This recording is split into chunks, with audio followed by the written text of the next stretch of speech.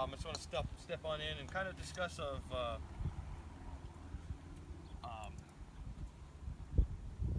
about shaft stiffness, angle of approach,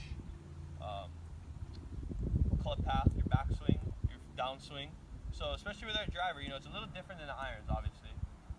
The one big difference is on our driver, you want to catch that ball on your upswing to promote, one, a higher launch angle, and two, a lower spin. So if we're hitting a driver like our irons on our downswing, chances are that ball is going to spin a lot, like your 7-iron.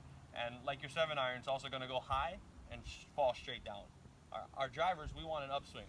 And an upswing will produce a high launch and very low spin. Anything under about 3,000 RPM is very good drive, because one, that allows you to hit the ball as high as you can and to go down and have rollout. So if you have spin, you're going to make a divot with your driver, which is not very good.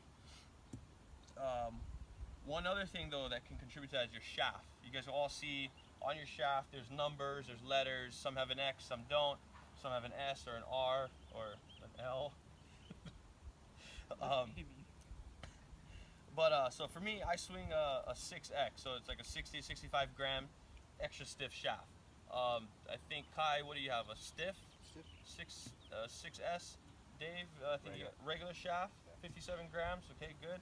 So if you have a shaft that is too stiff, it's not going to kick through. That club's not going to kick through. It's going to result in a lot of blocks to the right. Yeah, you'll probably get low spins, but you're not gonna get a very desired ball flight or distance. Now, if you have something too whippy, on the other hand, if you time it right, you will hit some of the farthest drives you would ever hit. But with that, it leaves a lot of room for error. So for me, I have a club head speed of about 125 to 128 with my driver. If I swing that club at impact, my hands could be ready to hit the ball, but that club head is still way back here. So that really affects your swing. The spin rate on the ball is the shaft. That's like number one. How you want to control your spin rate is the shaft. That's probably why they're so expensive. Also, so your backswing.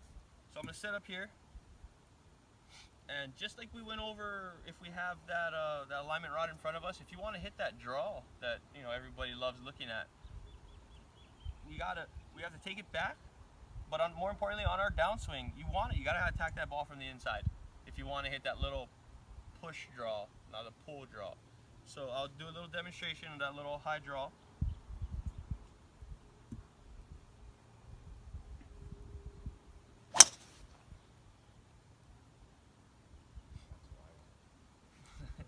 Is that what you want, Dave? Yeah. That's what you signed up for? Yeah.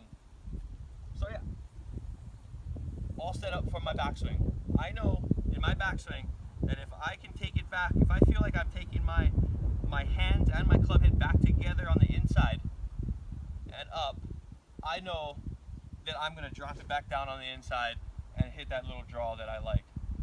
When it feels weird is when I take it out too much and my hands get too high. That makes sense? Because then now you're trying to come back, because you can probably feel it, and then you're trying to come back, and that usually results in like a push hook, because you're trying to do too many things. So if you can kind of like limit those variables, just take it back nice and easy, nice easy swing, should result in a nice shot that you prefer. Now we can also do the fade, which is same idea.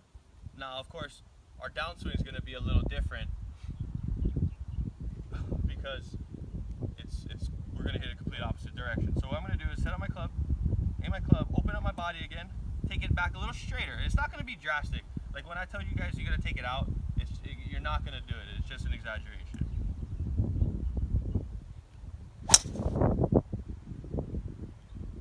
Okay, nice little baby fade.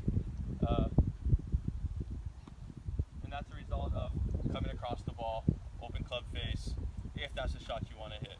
So, why don't you guys go ahead and mess around with that. And if you see your ball doing this, sorry, one last thing. If you see your ball doing this, climbing, that's when you know it's spinning. If you see your ball just start high, that's when you know you swung up on the ball